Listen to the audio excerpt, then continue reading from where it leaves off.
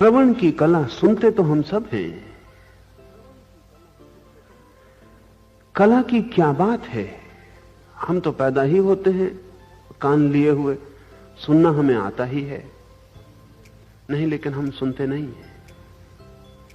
सुनने के लिए कुछ अनिवार्य शर्तें हैं। पहली, जब आप सुन रहे हो तब आपके भीतर विचार ना हो। अगर विचार की भीड़ भीतर है तो जो आप सुनेंगे वो वही नहीं होगा जो कहा गया था। आपके विचार उसे बदल देंगे, रूपांतरित कर देंगे, उसकी शक्ल और हो जाएगी। विचार हट जाने चाहिए बीच से, मन खाली हो, शून्य हो और सुने, तभी जो कहा गया है वो आप सुनेंगे। इसका यह अर्थ नहीं कि आप उस पर विचार न करें, लेकिन विचार तो सुनने के बाद ही हो सकता है। सुनने के साथ ही विचार नहीं हो सकता। जो सुनने के साथ ही विचार कर रहा है वो विचार ही कर रहा है, सुन नहीं रहा है। सुनते समय सुने, सुन लें, पूरा समझ लें क्या कहा गया है, फिर खूब विचार कर लें। लेकिन विचार और सुनने को जो साथ में मिश्रित कर देता है वो बहरा हो जाता है। वो फिर अपने ही विचारों की प्रतिध्वनि सुनता है, फिर वो नहीं सुनता जो कहा गया, वही सुन लेता है जो उसके विचार उसे सुनने देते हैं। अपने को अलग कर देना सुनने की कला है। जब सुन रहे हैं तब सिर्फ सुने, और जब विचार रहे हैं तब सिर्फ विचारें। एक क्रिया को एक समय में करना ही उस क्रिया को शुद्ध करने की विधि है। लेकिन हम हजार काम एक साथ करते रहते हैं। अगर मैं आपसे कुछ कह रहा हूं तो आप उसे सुन भी रहे हैं, आप उस पर सोच भी रहे हैं, उस संबंध में आपने जो पहले सुना है उसके साथ तुलना भी कर रहे हैं। अगर आपको नहीं जच रहा है तो विरोध भी कर रहे हैं, अगर जच रहा है तो प्रशंसा भी कर रहे हैं। ये सब साथ चल रहा है। इतनी परतें अगर साथ चल रही हैं तो आप सुनने से चूक जाएंगे। फिर आपको राइट लिसनिंग, सम्यक श्रवण की कला नहीं आती। महावीर ने तो श्रवण की कला को इतना मूल्य दिया है कि अपने 4 घाटों में जिनसे व्यक्ति मोक्ष तक पहुंच सकता है, श्रावक को भी एक घाट का है। जो सुनना जानता है उसे श्रावक का है। महावीर ने तो कहा है कि अगर कोई ठीक से सुन भी ले तो भी उस पार पहुंच जाएगा, क्योंकि सत्य अगर भीतर चला जाए तो फिर आप उससे बच नहीं सकते। सत्य अगर भीतर चला जाए तो वो काम करेगा ही। अगर उससे बचना है तो उसे भीतर ही मत जाने देना, तो सुनने में ही बाधा डाल देना, उसी समय अड़चन खड़ी कर देना। एक बार सत्य की किरण भीतर पहुंच जाए तो वो काम करेगी, फिर आप कुछ कर ना पाएंगे। इसलिए महावीर ने कहा है कि अगर कोई ठीक से सुन भी ले तो भी पार हो सकता है। हमको हैरानी लगेगी कि ठीक से सुनने से कोई कैसे पार हो सकता है। जीसस ने भी कहा है कि सत्य मुक्त करता है। अगर जान लिया जाए तो फिर आप वही नहीं हो सकते जो आप उसके जानने के पहले थे, क्योंकि सत्य को जान लेना, सुन लेना भी आपके भीतर एक नई घटना बन जाता। फिर सारा पर्सपेक्टिव, सारा परिप्रेक्ष्य बदल जाता है। फिर उस सत्य का जुड़ गया आपसे संबंध। अब आप देखेंगे और ढंग से, उठेंगे और ढंग से। अब आप कुछ भी करेंगे वो सत्य आपके साथ होगा। अब उससे बच के भागने का कोई उपाय नहीं। इसलिए जो कुशल हैं भागने में, बचने में, वो सुनते ही नहीं।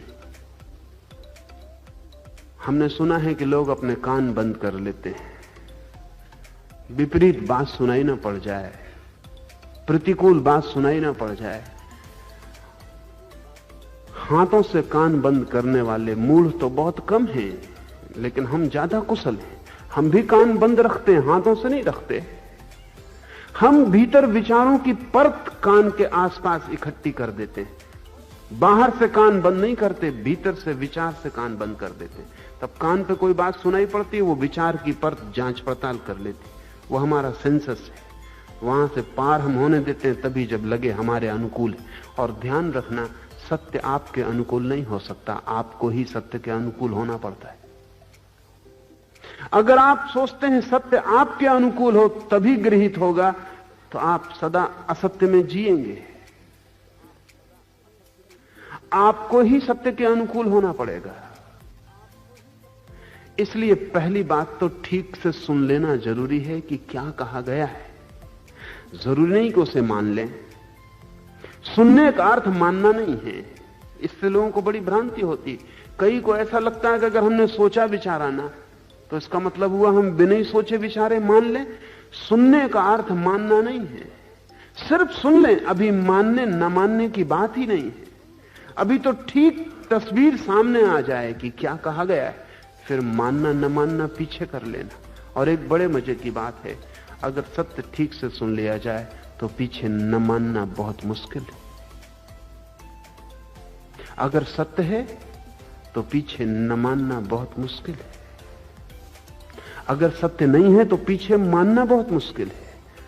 पर एक दफा शुद्ध प्रतिबिंब बन जाना चाहिए, फिर मानने न मानने की बात कठिन नहीं है, साफ हो जाएगी। सत्य मना ही लेता है। सत्य कन्वर्शन है। फिर आप बच ना सकेंगे। फिर तो आपको ही दिखाई पड़ने लगेगा कि मानने के सिवाय कोई उपाय नहीं। फिर सोचें खूब, फिर कसौटी करें खूब, लेकिन सोचना और कसौटी भी निष्पक्ष होनी चाहिए। हमारा सोचने का क्या अर्थ होता है? हमारा सोचने का अर्थ होता है पूर्व ग्रह, हमारी जो प्रेजुडिस होती है, जो हमने पहले से मान रखा है, उससे अनुकूल खाए, उससे अनुकूल हो तो सत्य। एक आदमी हिंदू घर में पैदा हुआ, एक आदमी मुसलमान घर में, एक आदमी जैन घर में, तो जो उसने पहले से मान रखा है वही उससे मेल खा जाए, इसका नाम सोचना नहीं है। ये तो सोचने से बचना है, एस्केपिंग फ्रॉम थिंकिंग। आपने जो मान रखा है, अगर वही सत्य है तब तो आपको खोज ही नहीं करनी चाहिए। आपने जो मान रखा है, अगर उसको ही पकड़ के कसौटी करनी है तब तो आपकी सारी कसौटियां झूठी हो जाएंगी। जो आपने मान रखा है उसको भी दूर रखिए, जो आपने सुना है उसको भी दूर रखिए। आप दोनों से अलग हो जाइए, किसी से अपने को जोड़िए मत, क्योंकि जिससे आप जोड़ रहे हैं वहां पक्षपात हो जाएगा।